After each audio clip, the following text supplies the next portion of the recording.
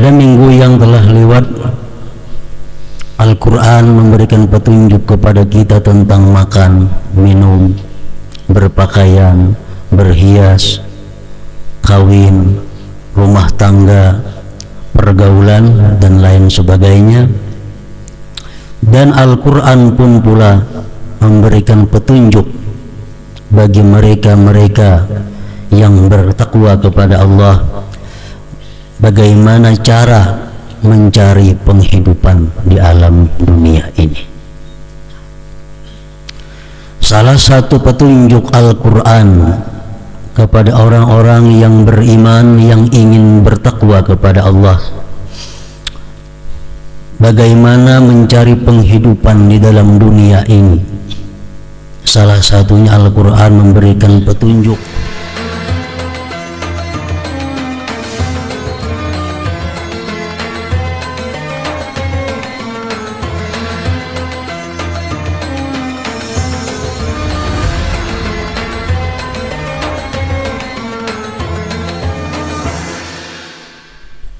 Bismillahirrahmanirrahim. Alhamdulillah nahmaduhu wa nasta'inuhu wa nastaghfiruh wa na'udzu billahi min shururi anfusina wa sayyiati a'malina. May yahdihillahu fala mudilla lahu wa may yudlil fala hadiya lahu. Asyhadu an la ilaha illallah wahdahu la syarika lah wa asyhadu anna sayyidana Muhammadan abduhu wa rasuluh. Allahumma salli wa sallim wa barik ala sayyidina Muhammad wa ala alihi wa sahbihi wa mawalah, amma ba'd.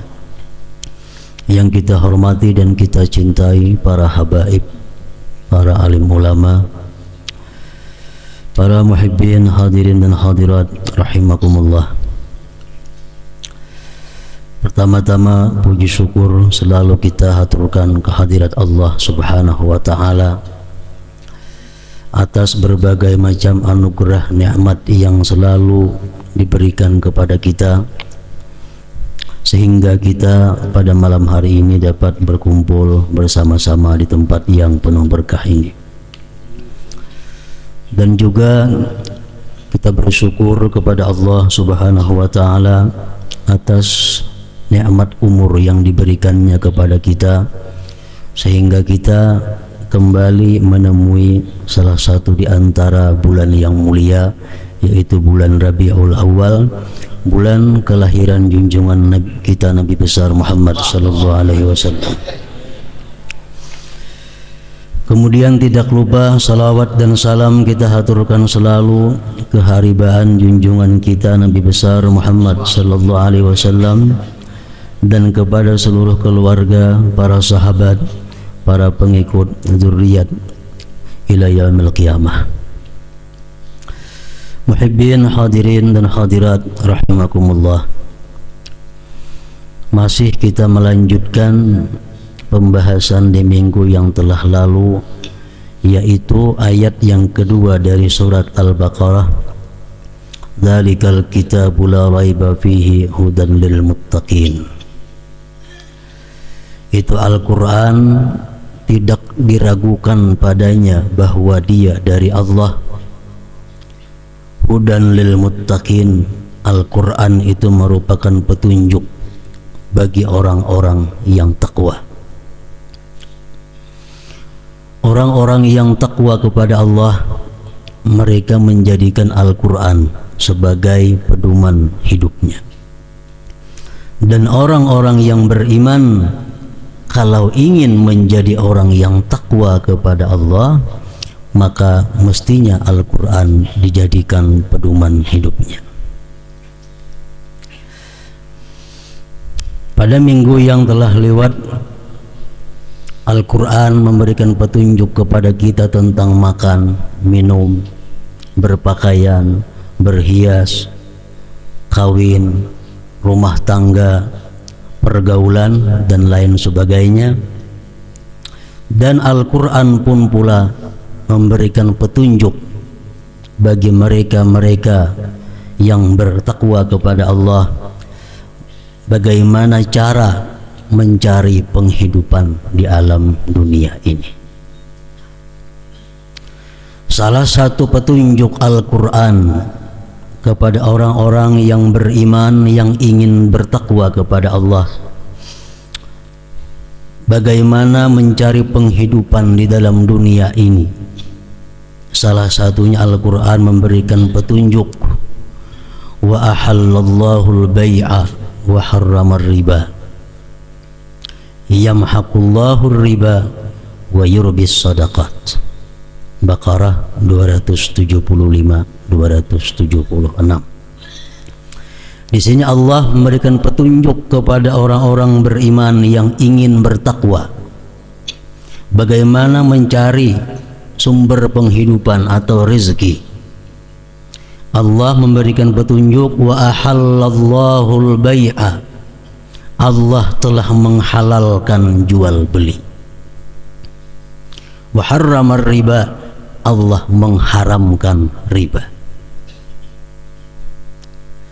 Jadi jual beli atau perniagaan, perdagangan, salah satu petunjuk Allah kepada orang-orang yang beriman yang ingin bertakwa untuk mencari sumber penghidupan atau rezeki itu. Dan Allah melarang keras mencari rezeki dengan cara riba, wa harramar riba.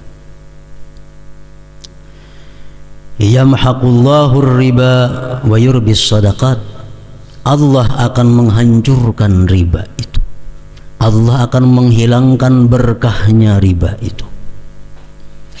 Wa yurbis sadaqat, dan Allah akan mengembangkan, menyuburkan sedekah. Ayat ini jelas memberikan petunjuk kepada kita bahwa riba itu tidak menguntungkan. Bahkan sebaliknya, riba itu menghancurkan. Allah Maha benar firman-Nya, yamhaqullahu riba, Allah menghancurkan riba. Jadi kalau kita berusaha mencari rezeki dengan jalan riba, pasti akan bangkrut usaha kita, pasti tertinggal hutang. Itu sudah jaminan Allah. Kalau ada orang yang riba tapi rezekinya luas, kalau ada orang yang riba tapi hidupnya makmur, itu adalah merupakan istidrajun minallah, lanjuran daripada Allah Subhanahu wa ta'ala, yang tidak lain adalah agar dia nanti di akhirat sempurna mendapatkan siksanya.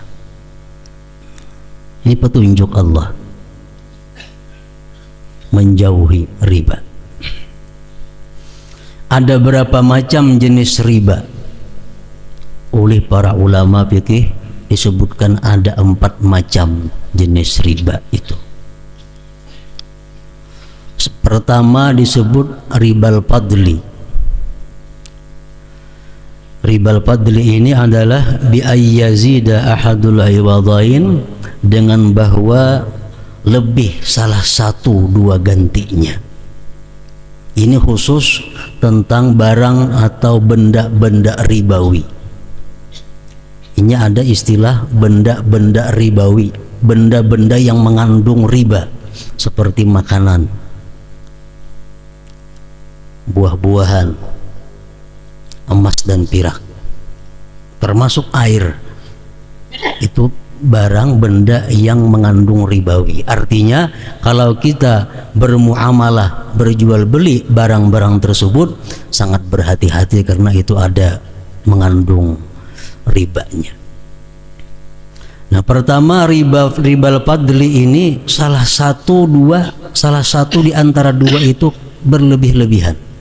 Umpamanya kita berhuruf baras tengah 2 balik ir dengan 1 balik unus. Nah, ini riba.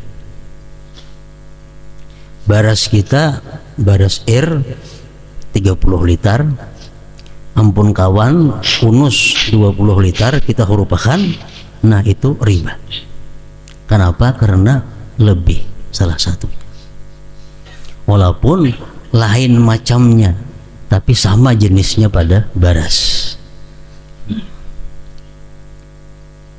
Emas kayak itu juga, perak kayak itu juga. buah-buahan, kacang, jagung, kurma, anggur, macam itu juga. Jadi kalau kita berhuruf misalnya jagung sebalik, lawan ampun kawan jagung tengah dua balik, itu riba. Ribal fadli ngarannya itu.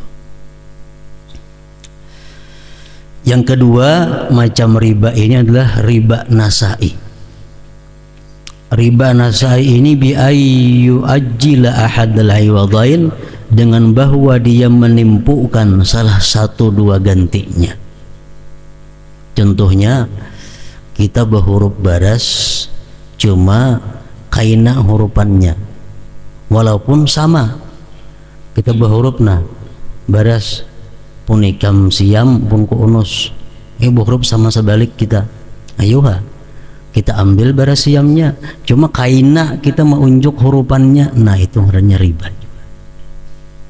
riba juga walaupun sama takarannya tapi betimpu, itu disebut riba nasai. Yang ketiga ribal yadi. Ribal yad ini bi ayyu fariqa qablal qabdi, dengan bahwa dia berpisah sebelum mengkabat, sebelum serah terima. Jadi ini barangnya barasku sebalik unus, baras ikam hurufannya sebalik juga unus, tapi belum dikabat ditinggalkan sudah. Itu ngarannya riba juga, tapi ngarannya ribal yadi. Ini barangnya mesti barang nang ada mengandung unsur ribawi tadi, barangnya macam baras, buah-buahan, amas, pirak, banyu, lain baju, itu kada mengandung unsur ribawi. Misal baju berhuruf puniknya masalambar pun dua, itu kada apa-apa. Atau belah pacah kada apa-apa, barang bangunan kada apa-apa, itu kada mengandung unsur ribawi, kada mengandung unsur ribawi. Yang keempat ribal qardi. Riba hutang. Ini yang banyak kita lakukan. Kullu qardin jarra manfaatan lil muqrid. Tiap-tiap hutang yang ada manfaat bagi yang menghutangi, termasuk bunga, itu manfaat bagi nang menghutangi. Kita menghutangi orang duit 1 juta rupiah, tapi kendaraannya kita pakai hari-hari karena kita menghutangi lawannya 1 juta rupiah, itu riba, ribal qardi. Karena kita menghutanginya 1 juta rupiah, sepeda motornya hari-hari kita pakai, itu ribal qardi. Kita mengambil manfaat karena kita menghutangi lawan orang tersebut, itu ribal qardi. Praktik-praktik riba seperti ini Allah menyatakan yamhaqullahu riba, Allah menghancurkan riba itu. Kada ada harapan beruntung berusaha, kada ada harapan meningkat usaha. Bila kita melakukan riba tapi nyatanya usahaku meningkat, itu lanjuran dari Allah. Supaya apa? Supaya di akhirat kaina sempurna siksa didapatnya, makin berat lagi. Jadi wa ahallallahu al-bai'a wa harramar riba, Allah menghalalkan jual beli dan mengharamkan riba. Kemudian perdagangan atau jual beli, Islam atau Al-Quran memberikan petunjuk kepada kita macam apa jual beli itu yang benar, macam apa jual beli itu yang diridai Allah, macam apa jual beli itu yang membawa kita masuk ke dalam surga. Al-Quran memberikan petunjuk, rijalul la tulhihim tijaratu wala bay'un an zikrillah wa iqamis shalah wa ita'iz zakah ila akhir. Orang-orang yang tidak dilalaikan oleh perdagangannya daripada mengingat Allah. Orang-orang yang tidak dilalaikan oleh usahanya daripada undang-undang peraturan Allah. Orang-orang yang berusaha namun tidak terlewatkan sembahyang, zakat, dan seterusnya. Jadi artinya dalam berbisnis, dalam berusaha itu diperlukan satu, penjual ini ridha, yang membeli ridha, Allah selaku pengatur pun ridha. Kalau ketiga-tiganya ini ridha, maka usaha kita sesuai dengan petunjuk Al-Quran. Kita berusaha sesuai dengan huda, petunjuk. Berdagang, berusaha, jual beli, jangan sampai membuat kita melanggar hukum Allah. Jangan sampai lalai sembahyang fardu, zakat, puasa, dan seterusnya. Nah, jadi kita berusaha, berdagang, berjual beli, mencari untung. Itu tujuan jual beli, mencari untung. Jangan sampai mengorbankan agama, mengorbankan hukum Allah Subhanahu wa ta'ala. Jangan asal untungnya. Banyak jual beli, ujungnya banyak, tapi Allah kada senang, Allah kada ridha. Salah satu contohnya, orang menukar buah di pohon, buahnya masih mentah dan kada dipotong situ saini. Itu praktik jual beli yang tidak sesuai petunjuk Al-Quran, tidak diridai Allah. Misal buah rambutan masih lagi hijau di pohon, datang orang berapa sepohonan untuk nukarinya, nah jar tuang pohon sekian ratus ribu, jual tukar. Itu boleh asalkan situ saya ini diputik,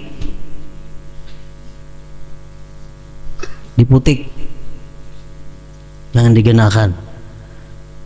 Tapi kalau jual belinya itu buahnya sudah masak, buah sudah masak, nah kita tukari semuaan itu, boleh kada dipotong situ saya ini, kaina aja memotong.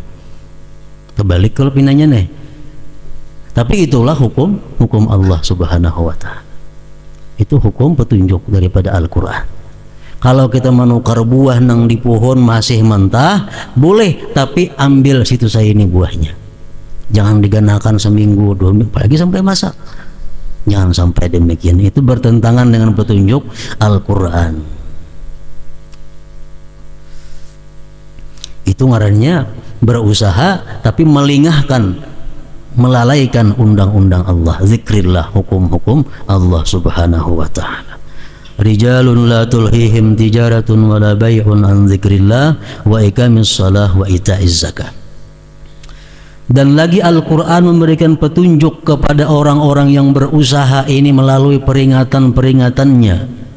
Wailun lil mutaffifin alladzina idza iktalu 'alan nasi yastawfun wa idza kaluhum aw wazanuhum yukhsirun. Al-Quran mengancam neraka wail bagi orang-orang yang mutaffifin. Mutaffifin ini apa? Orang yang bila mana menukar dia minta sempurnakan timbangannya. Tapi kalau inya berjual, inya mengurangi takaran atau timbangannya. Ini mutaffifin. Kalau inya nukar baras, no, ceteliti lawan tuang takar, takutan dikurangi orang, sedikit saja kurang minta tambahi. Tapi kalau sudah inya nang berjual, mengurangi takaran atau timbangan atau ukuran. Nah, ini pun cara-cara perdagangan yang tidak sesuai dengan petunjuk Al-Quran. Al-Quran mengancam dengan neraka, wailun lil mutaffifin, celaka orang-orang seperti itu. Para muhibbin rahimakumullah, Al-Quran telah memberikan petunjuk kepada kita untuk mencari sumber rezeki penghidupan dengan cara, salah satunya adalah bai' jual beli tadi. Kemudian Al-Quran memberikan petunjuk juga kepada para ilmuwan, para ulama, agar mereka itu menjadi ulama yang takwa kepada Allah Subhanahu wa ta'ala. Petunjuk Al-Quran jelas dalam surat Al-Baqarah ayat 44. Atamuruna an-nasa bil birri wa tansawna anfusakum wa antum tatlunal kitab afala ta'qilun. Apakah kalian menyuruh manusia berbuat baik tapi kalian melupakan diri kalian? Kalian membaca kitab, apakah kalian tidak berakal? Nah, ini peringatan Allah kepada para ulama, para orang-orang yang dakwah, mubalighin, yang menyuruh manusia berbuat baik, jangan sampai melupakan diri sendiri berbuat kebaikan. Kadang-kadang kita membacakan dakwah, ceramah, hadis Rasulullah, sembahyang witir itu 11 rakaat, itu sangat baik. Tapi seorang belum pernah sembahyang witir 11 rakaat. Sembahyang duha itu paling banyak 8 rakaat, fadilatnya ini. Seorang belum pernah menggawi sembahyang duha 8 rakaat. Nah, ini ditentang oleh Al-Quran. Jangan sampai demikian. Al-Quran memberikan petunjuk kepada para mubaligh ini, ata'murunan nasa bil bir wa antum wa tansawna anfusakum wa antum tatlunal kitab afala ta'qilun. Cerita tentang hadis Rasulullah, tentang Al-Quran, bagaimana keutamaan sedekah, bagaimana keutamaan berwakaf, bagaimana keutamaan menyumbang, berbuat sosial. Tapi seorang kada pernah melakukan seperti itu. Nah, ini ngarannya hanya bisa memadahi orang berbuat kebaikan tapi melupakan diri sendiri. Al-Quran memberikan arahan kepada para ulama, jangan sampai demikian. Ulama itu, antara ulama nang bakhil dengan ulama nang pemurah itu nampak kau membedakan. Sebab apa? Sebab ulama itu disuruh kalau dia berbuat sedekah terang-terangan, jangan sembunyi-sembunyi. Kenapa? Pertama, supaya diikut orang. Kedua, menghindari tuhmah bahwa dia ulama nang pemalar. Jadi kalau ada ulama kada terdengar bersedekah, pemalar ulamanya itu. Bukan jarnya baik bersembunyian, kada. Untuk ulama itu baik terbuka, supaya menghilangkan sangka-sangka dan agar ditiru, dicontoh oleh orang. Nah, perbuatan yang baik-baik apapun ibadah bagi seorang panutan itu lebih baik terbuka.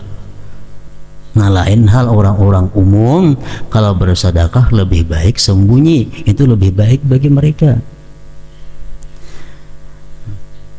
Kabura maqtan 'indallah an taqulu ma la taf'alun. Firman Allah, Allah sangat murka, Allah sangat marah. Kemarahan yang besar di sisi Allah bahwa kalian itu mengata sesuatu yang tidak kalian perbuat. Nah, ini petunjuk Al-Quran untuk para ilmuwan, untuk para ulama, untuk para da'i mubalighin, agar mereka jangan terlepas daripada petunjuk Al-Quran itu. Kemudian lagi Al-Quran memberikan petunjuk kepada para penguasa, para pejabat-pejabat yang mengurusi manusia, yang mengurusi rakyat, agar mereka ini menjadi seorang pejabat yang takwa, agar menjadi seorang pejabat yang mulia di sisi Allah Subhanahu wa taala. Al-Quran memberikan pelajaran kepada mereka, memberikan petunjuk kepada mereka. Apa kata Al-Quran? Wa awfu bil ahdi innal ahda kana mas'ula. Sempurnakan, tepati janji-janji kamu. Tepati janji. Janji itu nanti akan dipertanggungjawabkan di hadirat Allah Subhanahu wa taala. Innal ahda kana mas'ula. Saudara-saudara kita, kawan-kawan kita nang jadi DPR, kampanye janjinya macam apa? Nang jadi bupati, gubernur, presiden, janji-janjinya macam apa? Innal ahda kana mas'ula. Nanti di hadapan Allah, Allah minta pertanggungjawaban janji-janji itu. Jadi kasihan saudara-saudara kita yang menjabat jabatan tersebut kalau mereka tidak bisa menunaikan janji-janji itu. Berat di sisi Allah pertanggungjawaban janji itu. Sayyidina Umar waktu menjadi khalifah, beliau berkata, andai kata seekor himar mati kelaparan di negeriku ini, aku takut tanggung jawab di hadirat Allah Subhanahu wa taala. seekor himar binatang nang mati kelaparan, aku takut di sini kena tanggung jawabnya di hadirat Allah Subhanahu wa taala, apalagi manusia nang kelaparan. Ini Al-Quran memberikan petunjuk supaya apa? Supaya para pejabat-pejabat, orang yang mengurusi rakyat ini bisa selamat, bisa mendapatkan kemuliaan yang besar di sisi Allah Subhanahu wa ta'ala. Para pejabat-pejabat yang benar-benar menjalankan hukum Allah, itu satu hari mereka itu nilainya sama dengan ibadah kita 60 tahun. Orang-orang yang jadi DPR, kalau mereka bujur-bujur sesuai dengan hukum Allah mereka jalankan dalam keadaan tugas itu, satu hari mereka itu nilainya lebih baik daripada ibadah kita 60 tahun. Tapi satu hari saja mereka berbuat dosa lebih jahat daripada maksiat kita 60 tahun.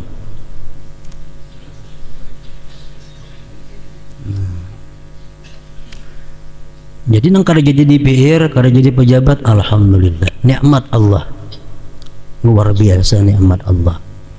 Rasulullah bersabda dalam satu hadis, innakum satahrisuna 'alal imarah wa takun nadamah yaumal qiyamah. Kamu jar Nabi ingin memegang jabatan itu, ingin memegang kekuasaan, tapi nanti di akhirat pasti kalian akan menyesal, pasti menyesal. Ini kata Rasulullah sallallahu alaihi wasallam. Wa aufu bil ahdi, sempurnakan janji. Janji dengan rakyat waktu kampanye, janji di hadapan tukang sumpah Al-Qur'an di atas kepala. Quran di kepala, berjanji sebaik-baiknya menjalankan itu, ini tugasnya. Nah, itu innal ahda kana mas'ul. Innallaha ya'murukum an tu'addul amanati ila ahliha wa idha hakamtum bainan nas an tahkumu bil adl. An-Nisa 58. Allah menyuruh kalian wahai para umara, memerintahkan kepada kalian bahwa menyampaikan amanat kepada rakyat. Duit nang ada, duit negara, itu duit amanat rakyat. Harta-harta yang diambil daripada negara ini adalah merupakan hartanya rakyat, itu amanat rakyat. Kalau mereka kadang menyampaikan kepada rakyat, mereka bertentangan dengan petunjuk Al-Quran. Al-Quran ini bila mana kita belakangi, dia akan mendorong kita ke neraka. Tapi kalau kita ikuti, dia akan menuntun kita ke surga.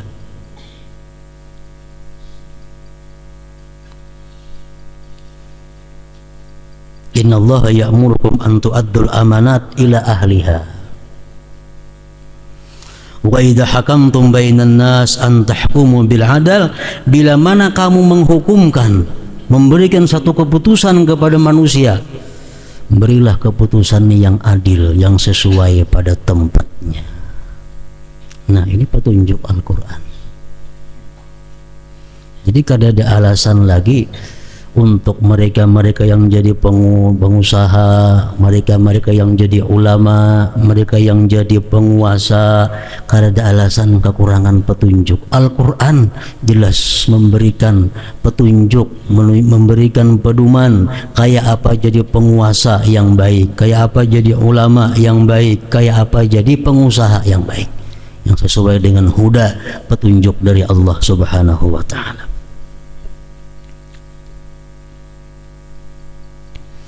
Hadis Rasulullah mengatakan yang artinya, setiap orang yang menjabat satu jabatan, dia akan dihalau di padang mahsyar dalam keadaan tangan diborgol. Diborgol. Apabila nanti dia adil, borgolnya akan terlepas. Bila mana dia tidak adil, salajur. Salajur, tajun lawan borgol-borgolnya itu peringatan Nabi kepada umat sidin yang menjabat satu jabatan untuk kemaslahatan umat-umat beliau. Para muhibbin rahimakumullah. Jadi untuk menjadi orang yang takwa kepada Allah Subhanahu wa taala, tidak ada jalan lain selain menjadikan Al-Qur'an sebagai pedoman hidup. Dalam berbagai macam keadaan kita, Al-Qur'an telah siap memberikan bimbingan. Dalam Al-Qur'an tidak sedikit, ratusan Allah membicarakan tentang takwa. Tujuan Al-Qur'an ini apa? Mengajak manusia menjadi orang yang takwa. Takwa itu apa keuntungannya? Amun kita takwa nang apa? Amun kita kada takwa nang apa? Nah, Al-Quran menjelaskan keuntungan orang-orang yang takwa, yang oleh karenanya Allah ratusan ayat menyuruh takwa. Karena bila takwa itu, pertama firman Allah, wa may yattaqillah yaj'al lahu makhraja wa yarzuqhu min haitsu la yahtasib. Barang siapa takwa kepada Allah, Allah jadikan dia jalan keluar dari setiap kesulitan, dan Allah berikan dia rezeki dari yang tidak terduga-duga. Artinya apa? Orang yang takwa itu hidupnya kadang mau sulit. Yang kedua, orang yang takwa itu hidupnya selalu ada rezeki yang tak terduga-duga, yang tak terkira-kira. Itu orang yang takwa. Kemudian lagi firman Allah, wattaqullah wa yu'allimukumullah. Kalian takwalah kepada Allah, Allah akan mengajarkan kepada kalian ilmu.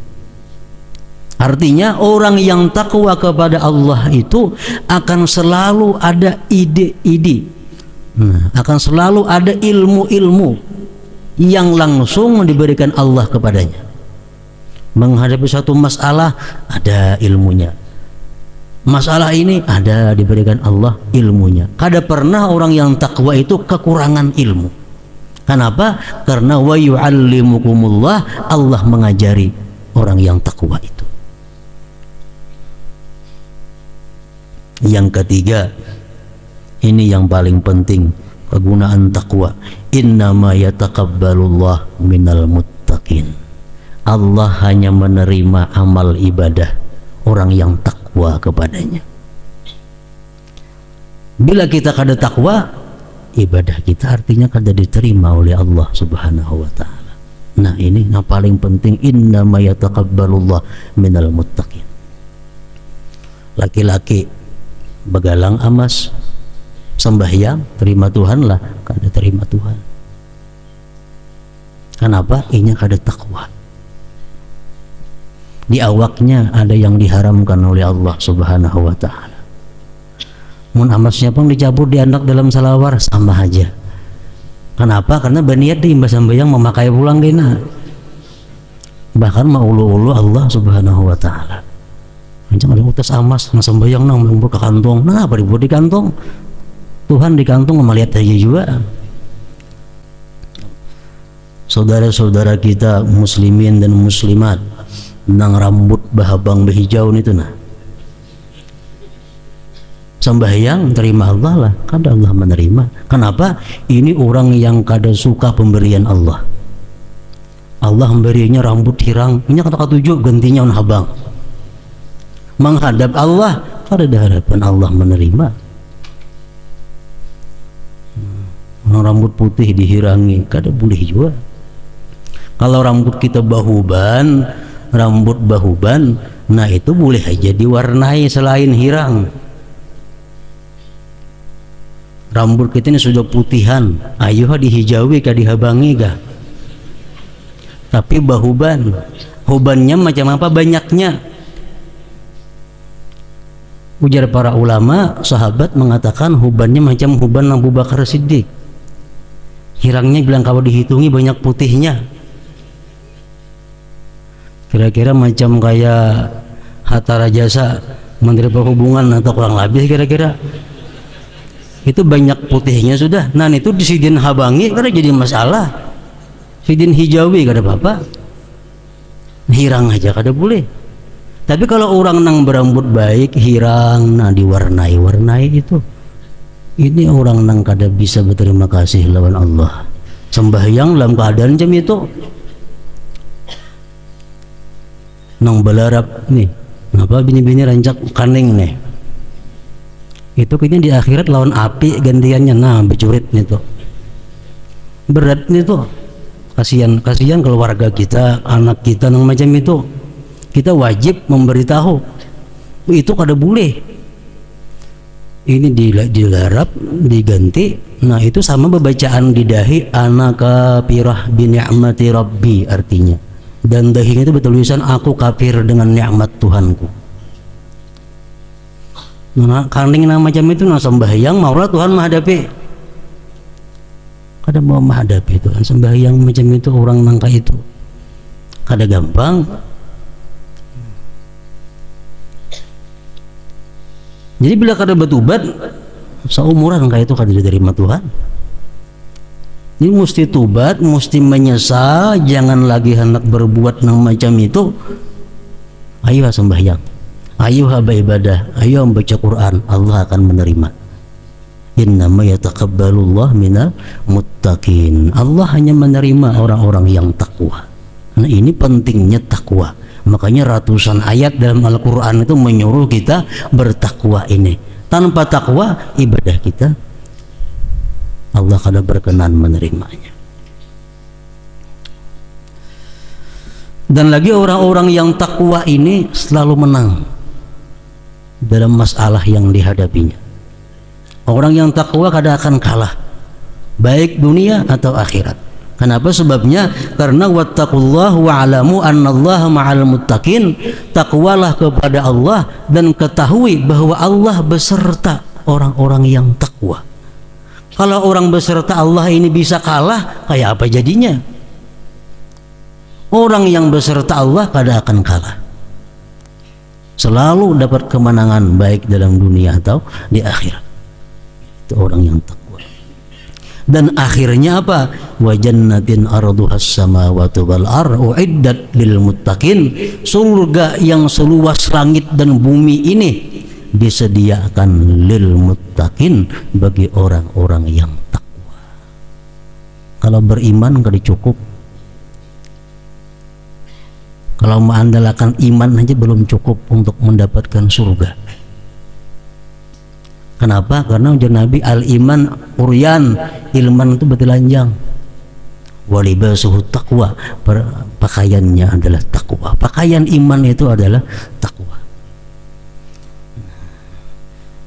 untuk menjadi orang yang takwa kepada Allah subhanahu wa ta'ala kada ada jalan lain selain daripada memegang Al-Quran mencari pedoman hidup dalam Al-Quran cari aja Al-Quran semuaan ada apa yang kita perlukan dalam kehidupan ini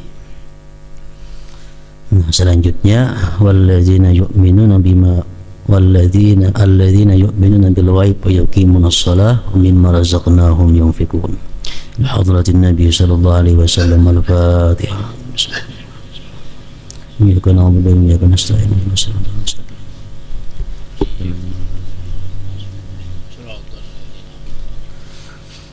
أشهد أن لا إله إلا الله وحده لا شريك له